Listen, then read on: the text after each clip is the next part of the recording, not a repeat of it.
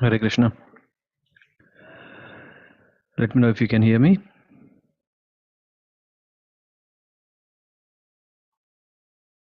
Yes, Prabhuji, can hear. Okay. Okay. Om Ajnana-timirandhasya Jnananjana-salakaya Chakshurunmilitam yena Tasmai Shri Gurave Namaha Shri Chaitanya Manobhishtam Sthapitam Yena Bhutale Swayam Rupa Katamahim Dadati Swapadantikam Vandeham Shri Guru Shri Yata Padakamalan Shri Guru Vaishnavamscha Shri Rupam Sagrajatam Sahagana Raghunathanvitam Tam Sajivam Sadvaitam Savadhutam Parijana Sahitam Krishna Chaitanya Devam Shri Radha Krishna Padan Sahagana Lalita Shri Vishaka Anvitamscha Navam Vishnu Padaya Krishna Prasthaya Bhutale Srimate Bhaktivedanta Swaminiti Namine Namaste Saraswate Deve Gauravani Pracharine Nirvisesha Sunyavadi Paschyata Desatarine Vanchakalpatarabhyascha Kripa Sindhubhye Evacha Patitanam Pavanebhyo Vaishnavebhyo Namo Namaha Namo Mahavadanyaya Krishna Prema Pradayate Krishnaya Krishna Chaitanya Namne Gauratvishe Namaha He Krishna Karuna Sindho Dinabandho Jagatpate Gopesu Gopika Kanta Radha Kanta Namostate Tapta Kanchana Gaurangi Radhe Vrindavaneshwari Rishabhanusute Devi Pranamami Haripriye Jaya Sri Krishna Chaitanya Prabhu Nityananda Shri Advaita Gadadara Shivasadi Gaura Bhakta Vrinda Hare Krishna Krishna Krishna Hare Hare Hare Rama Rama Rama Hare Hare Hare Krishna. We are reading from Śrīla Prabhupāda-līlāmṛta, Volume 1, Chapter 29, continuation. Los Angeles, June 26, 1969. After leaving New Vrindavan, Srila Prabhupada visited his center in Los Angeles, where he installed deities of Radha and Krishna. Although, as he had told his disciples in London, the primary factor was Sankirtana, deity worship was also necessary. In his writings, Prabhupada had discussed the need for deity worship, and he had gradually introduced higher and higher standards of deity worship in each of his ISKCON centers. Los Angeles, having become the model ISKCON center, was a natural place for him to introduce a more opulent and demanding standard for worshipping Radha and Krishna. While more than 100 devotees and guests sat in the spacious hall, Prabhupada bathed and dressed the little forms of Radha and Krishna, then placed them on the altar. He was inviting Radha and Krishna to descend to give his disciples the opportunity to serve them. He was offering his disciples Radha and Krishna with faith that his disciples would not neglect them. If the devotees somehow lost their enthusiasm, Prabhupada explained in his lecture, then the worship would become like idol worship. If there is no life, then it is idol worship. Idol worship. Where there is life, feeling, then you think, where is Krishna? Here is Krishna. Oh, I have to serve him. I have to dress him. I have to serve Radharani. She is here. Oh, I just have to do it very nicely and as far as possible. Decorate her to the best capacity. If you think like this, then you are Krishna conscious. But if you think that it is a brass made doll or idol, then Krishna will reciprocate with you accordingly. If you think that this is a brass made idol, then it will remain brass made idol to you forever. But if you elevate yourself to a higher platform of Krishna consciousness, then Krishna, this very Krishna, will talk with you. This Krishna will talk with you. With each visit to each center, Prabhupada gave the devotees more service, deepening their commitment to Krishna. All the various services were actually the spiritual master's responsibility, he said, and when a disciple cleaned the temple or performed any service, he did so as spiritual master's assistant. And any job done improperly was the spiritual master's anxiety. If the devotees whimsically changed their deity worship or neglected the temple, then Prabhupada, more than any disciple, would feel distress. Whenever Prabhupada saw a disciple eager to take on more of the anxiety of preaching Krishna consciousness, he would assign that devotee greater responsibility. Anxiety for serving Krishna, Prabhupada said, was the greatest satisfaction. As Bhaktivinoda Thakur has stated, the trouble I encounter in your devotional service, I will consider the greatest happiness. Satisfaction for the devotee, Prabhupada explained, lay in pleasing the previous spiritual masters, and that was the best accomplished by preaching to the fallen souls. To the degree that devotee carried out that order, they would satisfy their spiritual master and subsequently feel satisfaction there themselves. Prabhupada gave the example of Krishna and the gopis. When the gopis played Krishna in the Rasi dance, Krishna smiled, and when the gopis saw Krishna smile, their happiness and beauty increased a million times. When Krishna saw the newly increased beauty of the gopis, he became more pleased, and thus the happiness and the beauty of the gopis increased even more. This loving competition increased on and on unlimitedly. Even in dealings between spiritual master and disciple, a sense of loving competition prevailed, each wanting to serve the other, neither seeking service for himself. Prabhupada was increasing the duties and responsibilities in each of his discount centers, and sincere disciples were coming forward to accept those responsibilities. Thus, everyone was feeling satisfaction. This was pure devotional service, to be free from all the material desires and to serve Krishna as directed by the spiritual master in the scriptures. When Prabhupada said that his disciples would become happy by serving Krishna, he spoke from his own deep realization of that ecstasy. Whenever he installed a deity in one of the temples, his ecstasy was greater than that of any of his disciples. At the Rath Yatra festivals in Golden Gate Park or any public preaching function, he was the most enlivened. He, more than any of his disciples, wanted the public to come and chant and dance in the temple and see the deity of Krishna, and when they did, he was the most pleased. And if a disciple fell away, Prabhupada was the most displeased. Nor was Prabhupada aloof from the details of the temple management, the cost of things, how the devotees were being received in public, how each disciple was advancing. Although his disciples saw him as the most exalted Vaishnava and intimate associate of Lord Krishna, they knew he was always available to guide them in their services. He was their leader, but he was with them. He was far above them, but he remained close to them. Only rarely did he leave them behind, as at the Los Angeles deity installation, when he began to cry, speaking directly to Krishna, Krishna, I am most rotten and fallen, but I have brought this thing for you. Please take it. Except for such rare moments, Prabhupada's disciples saw him preaching and serving along with them. San Francisco, July 25th, 1969. The day before the Rath Yatra festival, Prabhupada arrived at San Francisco airport where a crowd of 50 chanting devotees greeted him. Reporters stepped forward with what to them was an important, relevant question. Swami, what is your opinion on the recent manned US moon landing? Shall I flatter you or tell the truth? Prabhupada asked. The truth, they said. It is waste of time because it doesn't benefit you if you cannot live there. The time could have been better spent in Krishna consciousness. We must go beyond this universe to the spiritual sky, which is eternal beyond birth, death, old age, and disease. The San Francisco Chronicle printed a picture and story, Ecstasy in Concourse B. On the day of Rath Yatra parade, 100 devotees and a crowd of 1,000 gathered on Heath Street before the tall cart. The deities of Jagannath, Subhadra, and Balaram from their elevated platform within the cart smiled down upon the crowd.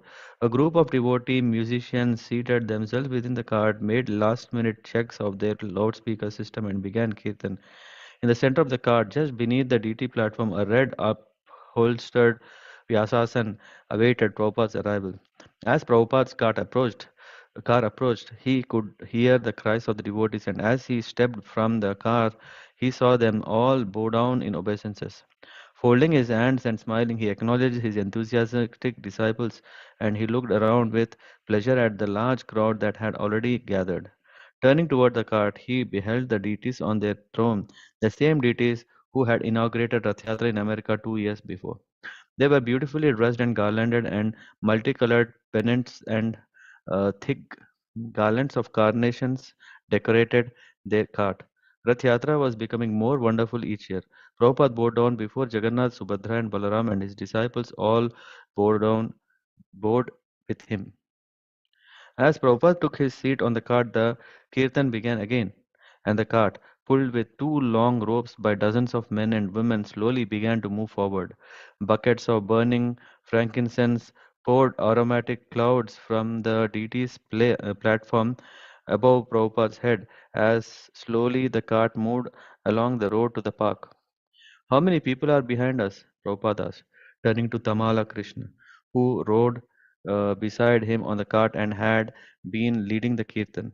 Tamal Krishna climbed back and surveyed the crowd as far as he could see. 5,000? Sing Jai Jagannath, Prabhupada said, and Tamal Krishna then changed the chant from Hare Krishna to Jai Jagannath, Jai Jagannath. Throughout the parade, Prabhupada sat serenely, watching his right hand in his bead bag. The large crowd consisted mostly of young hippies but also included businessmen dressed in suits and ties, elderly persons with their grandchildren and families, and a few stray dogs, a mixed Sunday crowd. Suddenly, devotees in front began shouting, "Stop the cart! Stop the cart!" Ahead, the low arch of a park bridge spanned the roadway. The devotees managed to stop the 35-foot high cart just before it reached the bridge. Although the parade appeared to have reached an unforeseen impasse, the chanting continued unabated. The previous year, the procession had taken this same route with a smaller cart, and even then, Shyamasundar had had to climb up and saw off the spire. This year, however, Naranarayan had devised a collapsible dome with a crank to lower the canopy and superstructure. When Prabhupada had heard of these plans, he had asked, "Are you sure you want to depend on mechanical means? It could be a disaster." Now the time to lower the canopy had come and the crank wouldn't work. With the cart stopped before the bridge, the chanters gathered in greater number facing Prabhupada and Lord Jagannath. Under the bridge, at least 1,000 voices sang together, creating an incredible echo. Then Prabhupada stood, raised his arms to the crowd, and began dancing. Bhavananda, everyone went wild. The sound was so uproarious, you were deafened under that bridge. Prabhupada was dancing, jumping on the cart. Naranarayan, he was dancing and he danced, his feet crushed the flowers. His garland broke and flowers began cascading everywhere as he danced up and down. He was leaping very deliberately, almost like slow motion. Tamal Krishna. Prabhupada was jumping up and down, and the people were crazy seeing him in complete ecstasy. He kept jumping and slowly turned around until he was face to face with Lord Jagannath. Prabhupada sat down and still the car didn't go, and the people were roaring. What do they want? Prabhupada asked Tamal Krishna. I think they want to see you dance again, Srila Prabhupada. Tamal Krishna replied. Do you think so? Yes. He then got up and started dancing again. The white wool cap pushed to the back of his head, his arms extended, with the right hand still clutching the japa bead bag, his right forefinger extended, and a long ropes flowing. The ecstatic chanting and dancing continued. After about 15 minutes, Naranarayan finally got the crank out to work, and down came the canopy. Again, the cart moved forward under the bridge and on through the park. The crowd had grown now to 10,000. This was much bigger than any Krishna conscious festival ever held before. Bhavananda. Many of these people who attended Rath Yatra were intoxicated. We were not intoxicated, of course, but we were higher than they that we could understand. Everyone was smiling, everyone was laughing, everyone was in ecstasy, everyone was in dancing, everyone was chanting, and we were doing it more than anyone. We were doing more chanting, more laughing and smiling and feeling more freedom. We were free to have a shaved head, free to wear a dhoti, free to blow a conch shell, free to spin around a street and jump up. Even if you were a hippie, you couldn't be more far out than the Ratha, cart, and Jagannath, because no one looks more far out than him. The hippies had come dressed up in outfits with big feathers in their hair and everything, but they were dim compared to Jagannath. The parade route ended at an oceanside dance hall, the family dog auditorium, where the devotees had prepared 10,000 feast plates of prasadam, fruit salad, apple, chutney, halwa, and watermelon slices. Although the cart had stopped, the chanting continued as Prabhupada led the crowd inside the auditorium to a temporary stage and altar the devotees had erected among the bizarre trappings of dance hall. A giant silk screen of Lord Chaitanya covered the hall's Tibetan mandal, and Pictures of Lord Vishnu and Sri Bhakti Siddhanta Saraswati were on the stage. The Jagannath deities now looked down from their high platform above Prabhupada's seat, and a garlanded statue of Lord Krishna stood on a marble pillar. Prabhupada began speaking and the crowd quieted. He quoted a song by Narottam Das Thakur. My dear Lord Chaitanya, please be merciful upon me. I do not find anyone as merciful as you. Drawing the audience attention to the large silk screen of Lord Chaitanya, Prabhupada described the Lord's merciful distribution of the holy name of God. Lord Chaitanya, he said, was teaching the same thing Lord Krishna had taught in Bhagavad Gita. My dear sons, do not suffer in this abominable condition of material existence. Come back to me, come back to home, enjoy eternal blissful life, a life of knowledge. Prabhupada explained the simplicity of Krishna consciousness. Lord Chaitanya appeared 500 years ago to establish the direct principles of Bhagavad Gita. He showed that even if you do not understand the process of religion, then simply chant Hare Krishna, Krishna Krishna, Hare Hare, Hare Rama, Rama Rama, Hare Hare. The results are practical. For example, when we were chanting Hare Krishna, all the members who were assembled here were joining in. But now, when I'm talking about philosophy, some are leaving. It is very practical. You can see the Hare Krishna mantra is so enchanting that anyone in any condition can take part. And if he continues to chant gradually, he will develop his dormant love of God. It is very simple. We are requesting everyone to chant the Hare Krishna mantra and take prasadam. When you are tired of chanting, the prasadam is ready.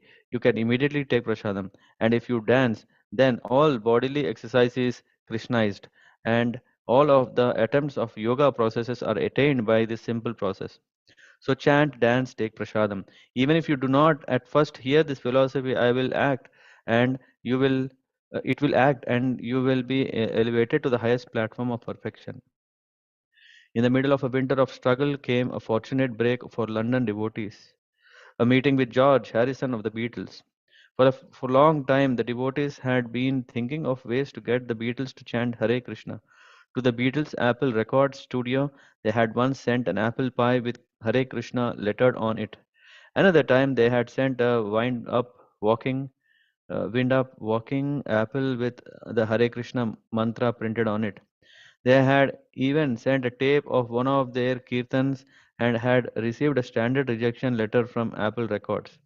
So it seemed to be Krishna's special arrangement when Shyamasundar suddenly met one of the most sought after celebrities in the world, George Harrison. In a crowded room at Apple Records, Shyam Sundar, shave-headed and wearing robes, sat hoping for a chance to have a few words with someone connected with the Beatles. Then George came down the stairs from a conference.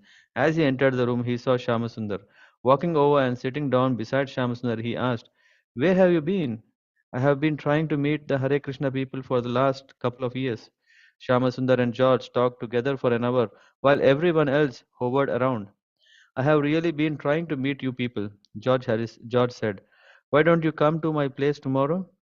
The next day, Shamsundar went to George's for lunch, where he met the other Beatles, Ringo Starr, John Lennon, and Paul McCartney.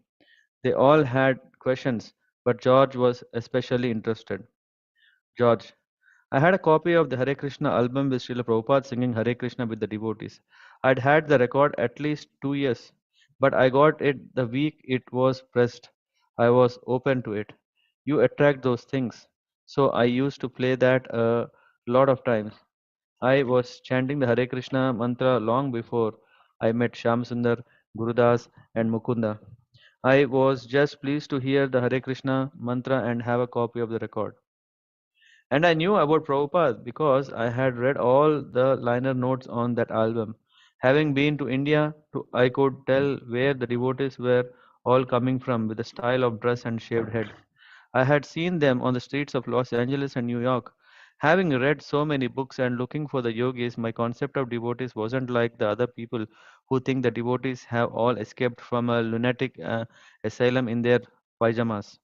No, I was aware of the thing and that it was a pretty heavy one, much more austerities than other groups like no coffee, chocolate, or tea. Shamsundar continued to see George regularly and they soon became friends.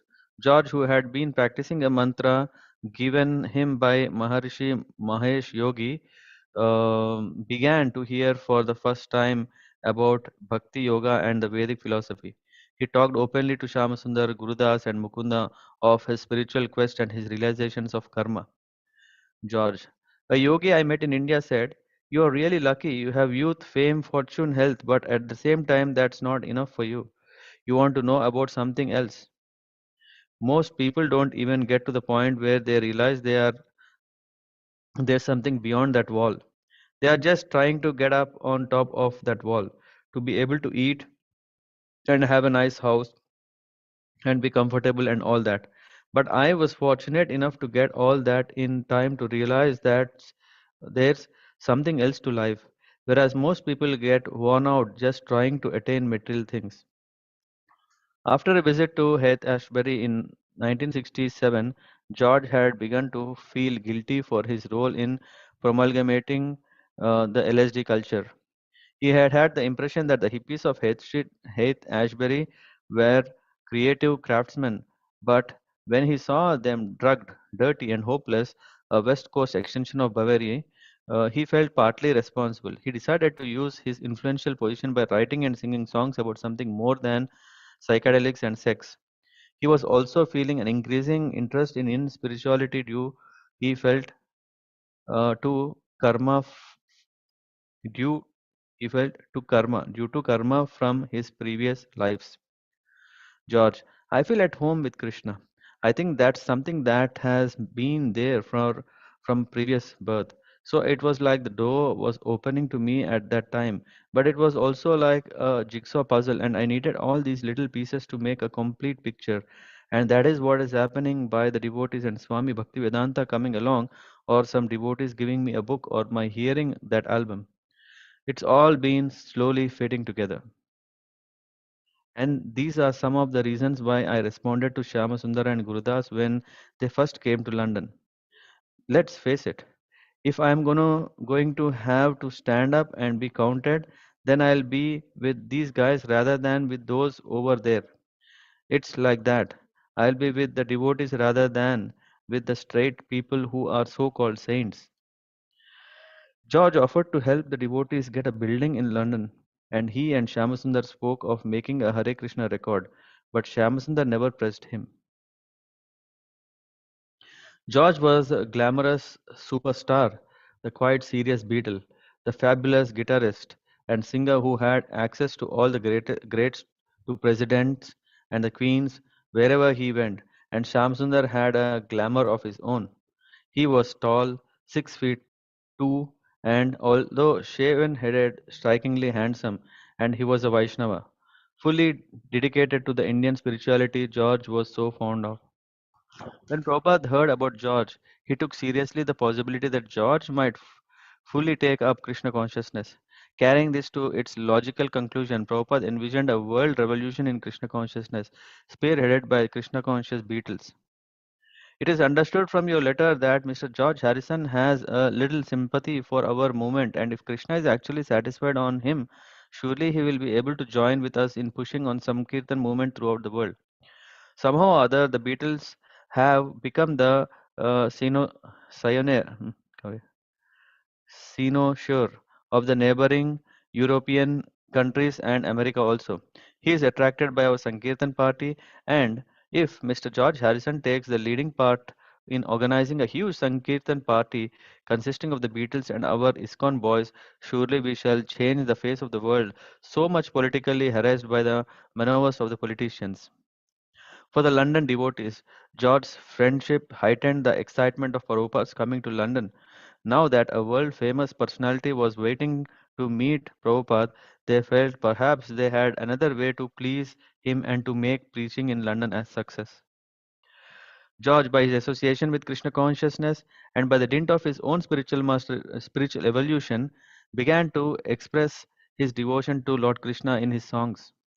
Reading Prabhupada's Bhagavad Gita as it is, he could appreciate the superiority of the personal conception of God over the impersonal. Gurudas showed George the verse in the Gita where Krishna says that he is the basis of the impersonal Brahman. George liked the concepts of Krishna consciousness, but he was wary of showing exclusive devotion to Prabhupada and Krishna. The devotees therefore dealt with him accordingly so as not to disturb him. On Jan 11, Srila Prabhupada wrote another letter to the devotees in London expressing more ideas of how George could best serve Krishna. I am so glad that Mr. Harrison is composing songs like Lord, whom we so long ignored. He is very thoughtful. When we actually meet, I shall be able to give him thoughts about separation from Krishna, and they will be able to compose very attractive songs for the public reception. The public is in need of such songs, and if they are administered through nice agents like the Beatles, it will surely be a great success.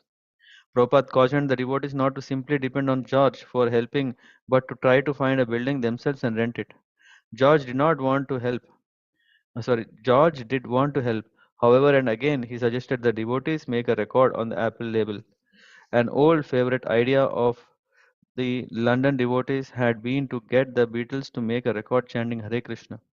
If the Beatles did it, the mantra would certainly become world famous. George liked the idea, but he preferred that the devotees sing it and he produce it on the Apple label. You guys make the money rather than we get it, he said. Let's make a record. So the devotees went over to George's house for a chanting session. George dubbed in his guitar, and a few weeks later, the devotees returned and heard their tape. George was ready to try a session at the studio, so the devotees agreed to meet him and his musician friend Billy Preston at a Trident studio and on St. Anne's Alley. They recorded for a few hours. The tape sounded good. George and Sham Sundara agreed on a date for the actual recording. On the day of the recording, about a dozen devotees, including some newly recruited Britishers, assembled at EMI Recording Studio on Abbey Road. When the first group of devotees arrived in George's Mercedes, a crowd of teenagers began singing Hare Krishna to the tune popularized by the rock musical Hair. While Yamuna applied Vaishnava Tilak to the forehead of the recording technicians, Malati began unpacking the picnic baskets of prasadam she had brought, and some of the other devotees put up picture of Krishna and lit incense. The studio was Krishnized. With Paul McCartney and his wife Linda operating the control console, the recording session began. Everyone worked quickly, making side one of the 45th RMP record in about an hour. George played organ and Mukunda played mridangam. Yamuna sang the lead with Shamasundar backing her, and the other voices blended in a chorus. And to make it come out exactly right, everyone concentrated on Prabhupada and prayed for spiritual strength. On the fourth take, everything went smoothly with Malti spontaneously hitting a brass gong at the end. Then they recorded the flip side of the record, prayers to Srila Prabhupada, Lord Chaitanya and his associates and the six Goswamis. Afterward, George dubbed in the bass, guitar and other voices. The devotees, engineers, everyone felt good about it. This is going to be big, George promised. As the record went into the production and the devotees returned to their regular work, still living separately, Prabhupada set the time of his arrival for early September. He would go to Hamburg and then come to London, he said, even if there was no temple. Miraculously, only 2 months before Prabhupada's arrival, things began to come together. Gurudas met a real estate agent with a building on Bury Place near the British Museum. The devotees could move in immediately. An ideal location, 41 pound a week, and immediately occupancy. It was wonderful. Mukunda wrote Prabhupada asking him for money for the down payment. Prabhupada agreed. Shyamasundar got a letter from George on Apple Corporation Limited stationery stating that Apple would guarantee payments if the devotees defaulted. Within a week, the devotees had a five-story building in central London. But when the devotees went to live at their new center on Bury Place, city officials said they did not have the proper housing permit. The red tape could take weeks, even months. Again, the devotees were without a place to live and worship together. Sham Sundar, however, on the faith that everything would work out, began constructing a temple room of California a redwood in the building. John Lennon then suggested to Shamsundar that the devotees come and live with him at Tittenhurst, a large estate he had recently purchased near Ascot. He needed some renovation done, and if the devotees would help, he would give them a place to live. Can our guru also stay there? Shamasundar asked. John agreed, and the devotees moved into the former servants' quarters at John's estate. Only a few weeks before Prabhupada's arrival, the record Hare Krishna Mantra was released. Apple Records staged a promotion and brought press reporters and photographers in a multicolored bus to a blue and white pavilion where the devotees had gathered with George. The first day, the record sold 70,000 copies. Within a few weeks, the devotees appeared on the popular TV show Top of the Pops, singing their song. John Lennon's estate, formerly owned by Cadbury family, consisted of 76 acres of land and forest with a large manor and many smaller buildings. George and his wife Yoko lived in the manor. The servants' quarters where Prabhupada and devotees were to live were four separate apartments in a single narrow building near the manor. About 15 devotees moved in, reserving one apartment for Prabhupada and his servant. John wanted the devotees to tear out the hardwood walls and floors in the main house and replace them with the new walls and black and white marble tile floors. While this renovation was beginning, Ishana, who had recently arrived from Canada, began with a few helpers to convert the old music recital hall into a temple, complete with Vyasasan for Srila Prabhupada. The devotees worked day and night on Prabhupada's quarters, the temple room, and Prabhupada's Vyasasan. With such energy did they work that John and Yoko could see that the devotees were obviously in love with their spiritual master. When the devotees were making a tape to send to Prabhupada in Germany, Ishana asked John if he had anything he wanted to say to their guru. John smiled and said he would like to know Prabhupada's secret that made his followers so devoted. The stage was set. The time had come for the principal character to enter. Lord Krishna's pure devotee was at last coming to England. For the six devotees who had pioneered Krishna consciousness in London, it had been a long struggle. But now it seemed that all their once impossible dreams were coming true. They had found a place for Prabhupada to live in, and they had obtained a temple in the center of London. This was Krishna's blessings. Srila Prabhupada ki jai. Hare Krishna.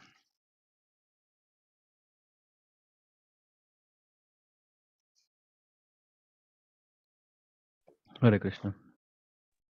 Hare Krishna Prabhuji. Yeah. Thank you again for this.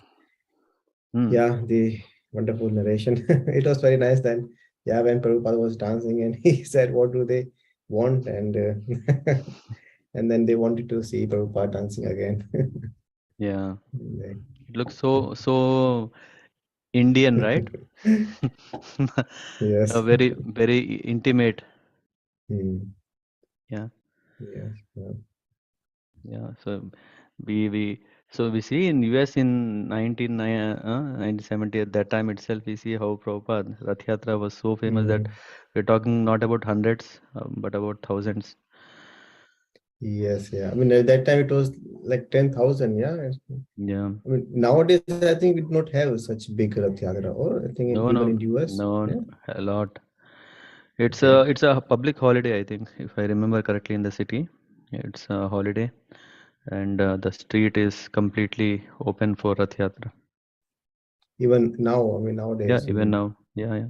It is even the glories of Rath Yatra has only increased. okay. So nowadays, even more than 10,000 people join Rath Yatra in US. I mean, Yeah, yeah, yeah. I mean, great. the street is quite wide, but it's also full. Hmm. Yeah, nice. And this was Apple. So Apple had this studio, singing studio. Yeah, this apple is different apple, not Okay. Mac, not Mac Apple. Yeah. Okay. So this was Mm. okay. This is Apple Music records of Beatles. Okay, so it was their personal Yeah, recording not studio, their production. production. Okay. Mm. Yeah. Yes, thank you, Babuji. Hare Krishna. Very nice. Yeah, yeah. We see so much. Uh, yeah, we can't even imagine how things have happened, right? Mm. Yeah, just imagine three families on the roads, on the streets, under the gutters, wherever they could stay.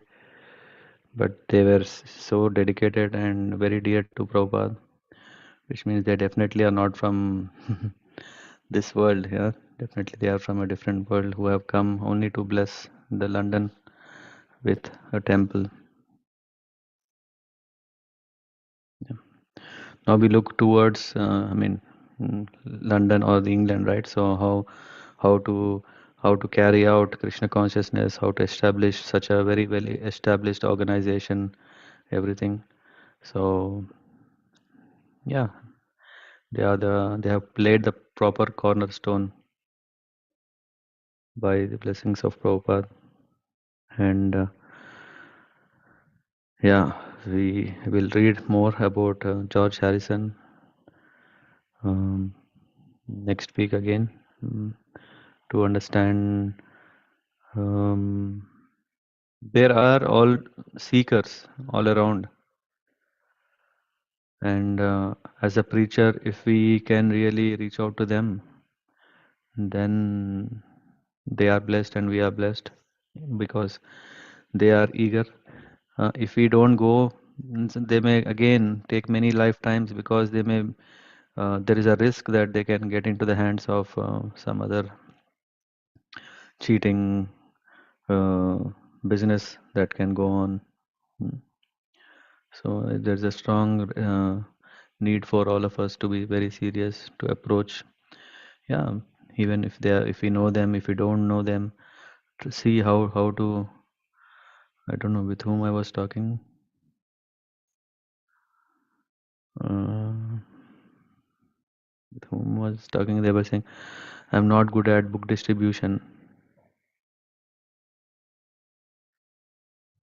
Who was that? Was it you, Adresa Prabhu, or